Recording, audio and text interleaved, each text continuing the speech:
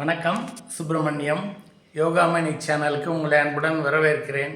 இன்றைக்கி சமையல் குறிப்பில் நம்ம பார்க்க போகிறது தக்காளி சேமியா உப்மா எப்படி செய்கிறேன்னு பார்க்கலாம் வாங்க. அனைவருக்கும் அன்பு வணக்கம். திருமதி சுப்பிரமணியம். இன்றைக்கி டிஃபனுக்கு டொமேட்டோ சேமியா உப்மா செய்ய போகிறோம். அதுக்கு சேமியா எடுத்து வச்சுருக்கிறேன். இது பெய்டு ப்ரமோஷன் கிடையாது. நான் வாங்கியிருக்கிறது பேம்பினோ ரோஸ்டட் வர்மிசிலி வாங்கி வச்சுருக்கிறேன். அதில் 1 கப் எடுத்துருக்கிறேன்.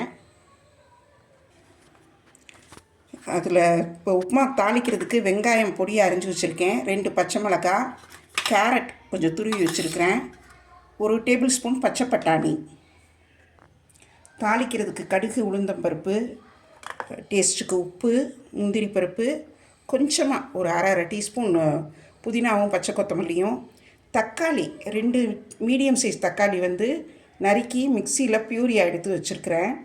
இப்போ அடுப்பு பற்ற வச்சு ஒன்றா செய்ய ஆரம்பிச்சிடலாம். நம்ம அடுப்பில் ஒரு பேன் வச்சு கொஞ்சம் நல்லெண்ணெய் ஊற்றிருக்கிறேன்.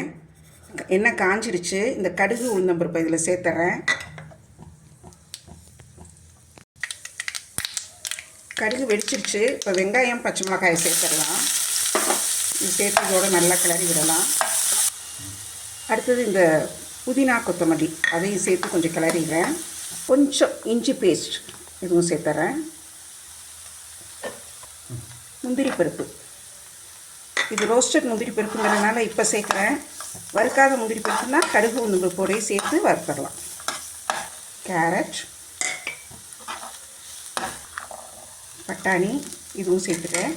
இதெல்லாம் சேர்த்து கொஞ்சம் நல்லா மிக்ஸ் ஆகி நல்லா சேர்த்து கிளறி விடுறேன். தேவையான உப்பு சேர்த்துடலாம். அரைச்சி வச்சுருக்கிற தக்காளி அதை இதுக்குள்ளே சேர்த்து இப்போ நல்லா கிளறி விட்டுறேன். இது இப்போ கொஞ்சம் மூடி வச்சு இது எல்லாமே சேர்ந்து ஒரு 2 நிமிஷம் கொதிக்கட்டும். அதுக்கப்புறம் நம்ம உப்புமாவுக்கு தேவையான தண்ணியை சேர்க்கலாம். தக்காளி, அந்த பட்டாணி, கேரட் எல்லாம் சேர்ந்து நல்லா கொதிச்சிட்ருக்கு. இப்போ என்ன பண்ணலான்னா நம்ம இந்த 1 கப் சேமியா எடுத்து வச்சுருக்கோம் இல்லையா, அதனால் ஒரு 2 கப் அளவு தண்ணி ஊற்றுறேன். இதை ஊற்றி இந்த எல்லாம் சேர்ந்து நல்லா கொதிக்கட்டும். அதுக்கப்புறம் நம்ம சேமியா போட்டு கிளறலாம். நல்லா தண்ணி கொதிச்சிருச்சு. இப்போ நம்ம சேமியாவை போட்டு நல்லா கிளறிடலாம். சேமியாவை பொறுத்த வரைக்கும் ரவை உப்புமா மாதிரி கட்டி தட்டாது. இருந்தாலும் நம்ம கொஞ்சம் தூவினாப்லேயே அதில் போட்டு விட்டுடலாம். போட்டு விட்டு நல்லா கிளறி விட்டுட்டு கொஞ்சம் மூடி வச்சு வேக விடணும். அப்பப்போ ஒரு 2 மினிட்ஸ்க்கு ஒருக்கா இது திறந்து நல்லா கிளறி விடணும். அப்போ தான் நல்லா வாசனையாக இருக்கும். அந்த சேமியா நல்லா இதாகி அது சேமியாவில் இருக்கிற அந்த வாசனை இதில் நல்லா வரும்.